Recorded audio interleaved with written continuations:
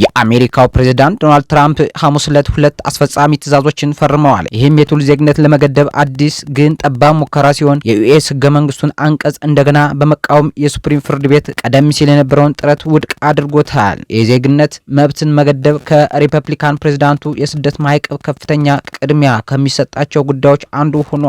ዋይት ሀውስ በተለይ የመውለጃ ቱሪዝም ብሎ የሚጠራውን ነፍሰ ጡር የሆኑ የውጭ ሀገር ሴቶች ለመውለድ ወደ ዩኤስ የሚጓዙትን በማነጣጠር ሰኔ 30 በሱፕሪም ፍርድ ቤት ከደረሰባቸው ውድቀት በኋላ ትራምፕ ኮንግረስ እንዲወርዱ ጠይቀዋል። ነገር ግን ሐሙስ ዕለት የአስፈጻሚ ትዕዛዞችን መርጠዋል። ይህም ፖሊሲዎችን ያወጣል፣ ነገር ግን በኮንግረስ በወጡ ህጎች ተመሳሳይ ክብደት የለውም። ሱፕሪም ፍርድ ቤቱ ቀደም ሲል የነበረውን የትራምፕ አስፈጻሚ ትዕዛዝ ህገወጥ በሆነ መንገድ ወደ አሜሪካ የገቡ ወይም ለጊዜው የገቡ ሰፊ የሰዎችን ቡድን ያነጣጠረውን ህገወጥ በማለት ውድቅ አድርጎታል። አዲሱ መመሪያ የሱፕሪም ፍርድ ቤቱን ውሳኔ እንደማይመለከት አስተዳደሩ ይከራከራል።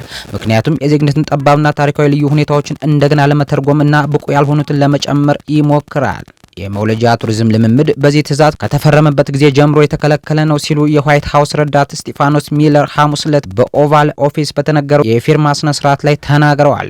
የስደት ጥናቶች ማዕከል ዝቅተኛ የስደት መጠን የሚደግፍ በ2020 ትንታኔው ከ2016 እስከ 2017 ባለው የአንድ ዓመት ጊዜ ውስጥ ከ20,000 እስከ 25,000 እናቶች ለመውለጃ ቱሪዝም ወደ ዩኤስ እንደመጡ ገምቷል። እንደ ኤሮፓያን አቆጣጠር በ2025 በአሜሪካ 3.6 ሚሊዮን ህጻናት ተወልደዋል። የአስፈጻሚ ትዕዛዞች በዩኤስ ውስጥ ለውጭ መንግስት ሰራተኞች ልጆችና የጠላት ባላንክ ተብለው ለተመደቡ ሰዎች ልጆች መብቶችን ይገድባሉ። ኮንግረስ በዚያ ዕለቱን ራስ አገዝ ዜግነት ለማቆም የቀረውን ህግ ካጸደቀ ትዕዛዞቹ በዩኤስ ግዛቶች ለተወለዱ ሰዎች ሊጠቅሙ ይችላሉ።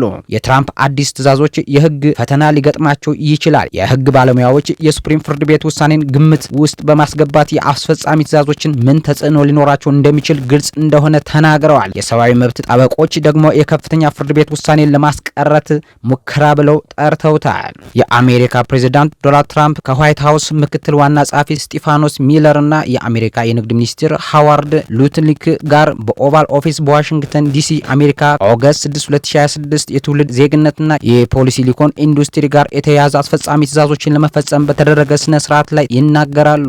ከ5 ሳምንት በፊት ብቻ ሱፕሪም ፍርድ ቤት የትውልድ ዜግነት የፕሬዝዳንት ውሳኔዎችን እንደማይገዛ ግልጽ አድርጓል።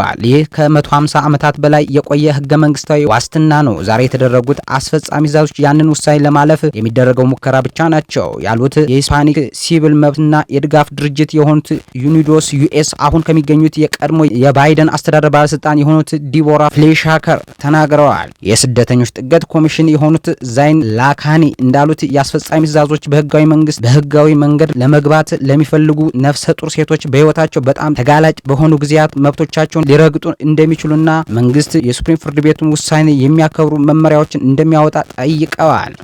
ትራምፕ ቀደም ሲል የነበረው አስፈጻሚ ትዕዛዝ በ2025 ቢሮ በገነቡበት የመጀመሪያ ቀን እንደ ስደት ማዕቀብ ፖሊሲዎች አካል የተሰጠው የአሜሪካ ኤጀንሲዎች በዩናይትድ ስቴትስ ለተወለዱ ህጻናት ዜግነት እንዳይቀበሉ መመሪያ ሰጥቷል። ወላጆቻቸው አሜሪካውያን ዜጋ ወይም ህጋዊ ቋሚ ነዋሪዎች ካልሆኑ በህገወጥ መንገድ ወይም ለጊዜው በአሜሪካ ላሉ ስደተኞች ልጆች በስተቀር 14ኛው ማሻሻያ ለረጅም ጊዜ በዩኤስ ለተወለዱ ህጻናት ዜግነት ዋስትና የሚሰጥ ሆኖ ሲተረጎም የውጭ ዲፕሎማቶች ወይም የጠላት ወራሪ ኃይል አባላት ልጆች ብቻ የሆኑ ጠባብ ልዩ ሁኔታዎች አሉት።